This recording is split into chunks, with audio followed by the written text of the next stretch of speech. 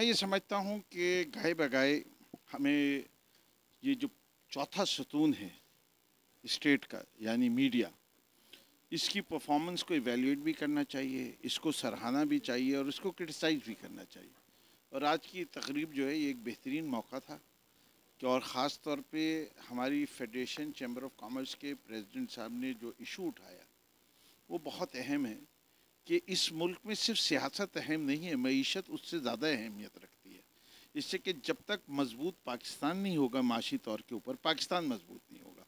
तो जो मीडिया पाकिस्तान को मजबूत करने का किरदार अदा करना चाहता है तो पाकिस्तान की मईशत के मुख्तलिफ औराक को भी खंगालना पड़ेगा उन्हें, और जो यहाँ की तकालीफ हैं उनको बयान भी करना पड़ेगा और उसके मसाइल के हल की भी बात करनी पड़ेगी। तो मैं समझता हूँ कि आज इस फैक्ट की निशानदही मीडिया कुछ सीखेगा और मीडिया के जो मालकान हैं और जो उनके एडिटर्स हैं वो अपने कंटेंट की तरफ कुछ ना कुछ दोबारा देखेंगे कि किस तरह बेहतर किया जाए। जी मैं तो कह रहा हूँ कि सबसे पहले हम हर पाकिस्तानी को सजदा शुक्र में होना चाहिए कि आज हम एक आज़ाद मुल्क हैं।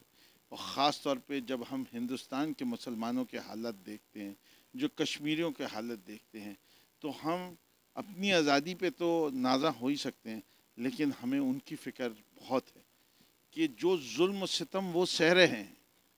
हम ये दुआ करते हैं और हम यकीन दिलाते हैं कि कश्मीरी भाइयों के कि वो जल्द कामयाब हों और आज़ादी हासिल कर सकें। और बाकी ये कहते हैं कि मोदी का जो किरदार है, जिसको मैं तो मूजी सरकार कहता हूँ, कि वो मूजी सरकार को चेहरे पे जो नकाबें हैं उनको अया करके उसको जो इमरान खान साहब ने नाम दिया है हिटलर का, वो सारी दुनिया के सामने जब वाजे हो जाएगा तभी हिंदुस्तान के मुसलमानों की कुछ ना कुछ इमदाद होगी, वरना हिंदुस्तान के मुसलमानों को वो इस तरह पीस के रख देंगे कि वहाँ जीना मुश्किल हो जाएगा। बड़ी इम्पॉर्टेंट सब्जेक्ट है मीडिया और ब्रॉडकास्ट के हवाले से। दरअसल मीडिया ही एक ऐसा सिस्टम है या ऐसा मोड है जो लोगों तक अवेयरनेस क्रिएट करता है। और पाकिस्तान में जितने भी इश्यूज़ हैं, चाहे वो बिज़नेस कम्युनिटी के हों, चाहे सोशल सेक्टर के हों, चाहे किसी और सब्जेक्ट के ऊपर हों, तो ज़ाहिर है कि पूरी दुनिया में एक ऐसा मीडियम है कि पूरी दुनिया में लोगों को अवेयरनेस क्रिएट करता है। अभी जैसे आपने कोविड की सिचुएशन देखी, तो इसमें मीडिया ने बड़ा एक अहम किरदार अदा किया लोगों को अवेयरनेस क्रिएट करने के हवाले से। और अब जो पोस्ट कोविड की जो सिचुएशन है, इसमें भी मीडिया का एक बड़ा इंपॉर्टेंट रोल होगा। तो मैं समझता हूँ कि मीडिया कॉन्फ्रेंस कराना एक बड़ी ज़रूरी चीज़ थी और हमारा ये मोटो है और मंशा है कि हम इस चीज़ को इसी तरीके से प्रमोट करते रहें। फिर पाकिस्तान में जमहूरी आज़ादियों के हवाले से भी अगर हम देखें तो मीडिया का इसमें बड़ा अहम किरदार है और मीडिया ने अपनी जान ख़तरे में डालकर हमेशा एक हक़ की आवाज़ बुलंद की है। और फेडरेशन के पॉइंट ऑफ व्यू से मैं समझता हूँ कि फेडरेशन इस चीज़ को मुकम्मल सपोर्ट करती है, क्योंकि मीडिया ही है कि जिसने तमाम अहम इश्यूज़ के ऊपर अवाम को, राय आमा को बिल्ड किया है, ना सिर्फ बल्कि हुकूमत को भी राय रास्त पे रखने में और उनको राय रास्त पे लाने में मीडिया का एक अहम किरदार है। देखो, आज़ादी हमें मिली है, अल्लाह का लाख लाख शुक्र अदा करना चाहिए, क्योंकि ऐसे वतन रोज़ रोज़ किसी को नहीं मिलते हैं, न दुनिया में ऐसे वतन बने हैं।